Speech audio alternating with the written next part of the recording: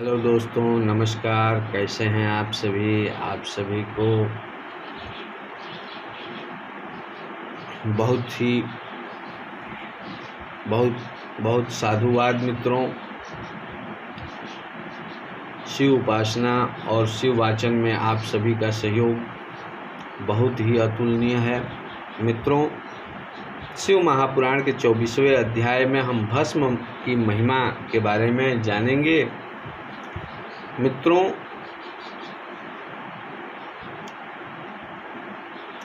प्रयागराज के महासम्मेलन में श्री सूत जी बोले, संपूर्ण मंगल को देने वाली भस्म दो प्रकार की होती है, एक भस्म, दूसरी स्वल्प भस्म।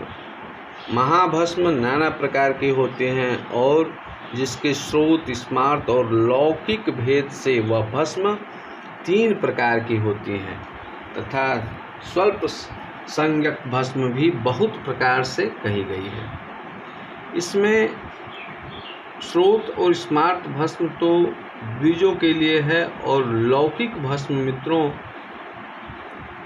दूसरों के लिए। द्विजों का मंत्र द्वारा भस्म धारण करना चाहिए और दूसरों को बिना मंत्र के धारण करना श्रेष्ठ है। गोबर से सनी हुई भस्म को अग्नेय कहते हैं और इससे भी त्रिपुंड किया जाता है, परंतु विद्वानों का अग्निहोत्र से उत्पन्न हुई भस्म को धारण करना माना गया है। वर्णाश्रमी को उचित है कि वह आलस्य रहित होकर नित्य भस्म से अपने को आलोकित करे और तिरछा त्रिपुंड करे। इससे अर्थात शिव और विष्णु से संयुक्त होने का कारण उस पर उमा, लक्ष्मी तथा औरों से वह नित्य प्रशंसनीय होता है। ब्राह्मण, क्षत्रिय, वैश्य, शूद्र, संकर वर्ण तथा अपभ्रंश से भी उत्पन्नों ने त्रिपुंड द्वारा भस्म और उद्धूलन धारण किया है, ऐसा उल्लेख मिलता है मित्रों 24वें अध्याय में। मित्रों, जो भस्म और त्रिपुंड को श्रद्धा सहित नहीं धारण करता वह वर्णाश्रमी नहीं है। उनको 100 करोड़ कल्प में भी शिव ज्ञान की प्राप्ति नहीं होती। मित्रों, आगे 24वें अध्याय में वे महापातकों से युक्त होते हैं, ऐसा शास्त्र का निर्णय है। उनका किया हुआ सारा कर्म विपरीत फलदायक होता है। जो प्राणी पापी है उनको भस्म और त्रिपुंड से द्वेष होता है, परंतु जो आत्मज्ञानी पुरुष है वह शिवाग्नि से सायुश्रेत मंत्र द्वारा भस्म लेकर लगाता है और वह भस्म के स्पर्श मात्र से ही सारे पापों से छूट जाता है। जो तीनों संध्याओं में श्वेत भस्म से त्रिपुंड लगाता है वह सब पापों से छूटकर शिव जी में विलीन होकर शिव जी के साथ आनंदित होता है। मित्रों, यदि भस्म से स्नान न किया हो तो खडाक्षर का जप न करें। भस्म का त्रिपुंड धारण कर ही विधि पूर्वक जप करना श्रेष्ठ माना गया है मित्रों शिव महापुराण के 24वें अध्याय में। मित्रों, निर्दयी, अधम या सब पापों से पूर्ण भी हो, मूर्ख हो या पतित कैसा भी हो, विभूति धारण करने वाला जिस देश में निवास करता है वहाँ सभी तीर्थों और यज्ञों का वास होता है। इसमें मित्रों विद्वानों को सदैव भस्म का धारण, लिंग का पूजन और खड़ाक्षर मंत्र का जाप करना अनिवार्य माना गया है। मित्रों, आगे 24वें अध्याय में ब्रह्मा, विष्णु, रुद्र, मुनि और देवता भी भस्म धारण के महात्म को कहने में असमर्थ हैं, ऐसा वर्णन मिलता है।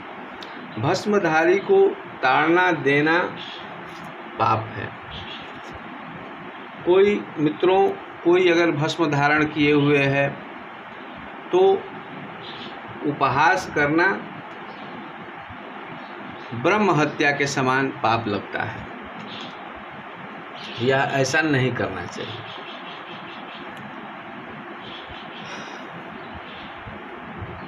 ब्राह्मण, क्षत्रिय और भक्तिमान पुरुष यह कहकर अपने अंगों में भस्म लगावें तथा त्र्यंबकम मंत्र से वैश्य और पंचाक्षर मंत्र से शूद्र लगावें और अन्य विधवा स्त्रियों को भी शूद्र की तरह विधि कही है।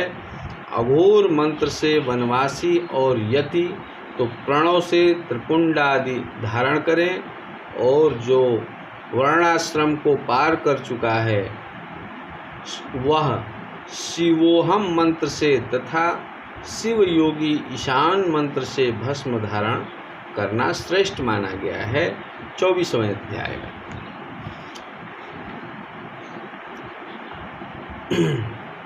मित्रों, इस प्रकार 24वें अध्याय में हम देखते हैं कि भस्म धारण करने वाली विशेषकर स्त्री हत्या, गो हत्या, वीर हत्या और अश्व हत्या से छूट जाता है, इसमें संदेह नहीं है। त्रिपुंड धारण करने वाला अपने से पहले हुए सहस्त्रों और होने वाले सहस्त्रों वंशधरों को तार देता है। अपने त्रिपुंड धारण करने वाला व्यक्ति अपने अगले और पिछले कुल में जितने भी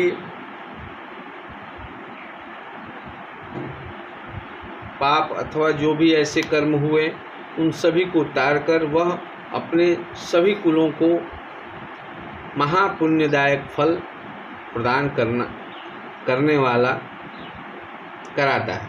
संपूर्ण उपनिषदों के सार को बार बार अवलोकन कर यही एक निर्णय किया गया है कि त्रिपुंड धारण करने वाला सर्वश्रेष्ठ है। सब तीर्थों में जो पुण्य और फल है वह फल भस्म से स्नान करने वाले मनुष्य को प्राप्त होता है। मित्रों, 24वें अध्याय में शिव महापुराण के भस्म स्नान को परम तीर्थ माना गया है। भस्म स्नान गंगा का स्नान है। मित्रों, भस्म रूपी साक्षात शिव हैं तथा भस्म त्रिलोकी को पवित्र करने वाला है। मित्रों, भस्म स्नान की महिमा के बारे में 24वें अध्याय में बहुत ही व्यापक वर्णन मिलता है। भस्म स्नान के समान कोई भी स्नान, ध्यान, दान और जप नहीं है। जो नित्य त्रिपुंड धारण करता है वह भुक्ति मुक्ति को पाने वाला सच्चा भक्त है।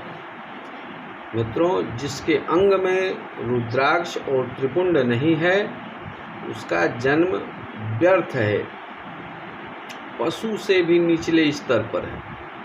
त्रिपुंड में 3 रेखाएं होती हैं। मित्रों, भौहों के मध्य से प्रारंभ कर जहाँ तक भौहों का अंत हो उतने ही प्रमाण वाला त्रिपुंड धारण करें। मध्यमा और अनामिका से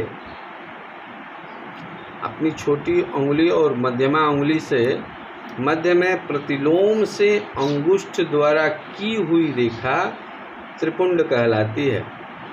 3 अंगुलियों के मध्य से यत्न पूर्वक भस्म को लेकर भक्ति पूर्वक त्रिपुंड धारण करें तो भक्ति मुक्तिदायक हो जाती है। मित्रों, इस प्रकार शिव महापुराण का 24वां अध्याय समाप्त होता है। मित्रों, आप सभी को बहुत बहुत साधुवाद, धन्यवाद।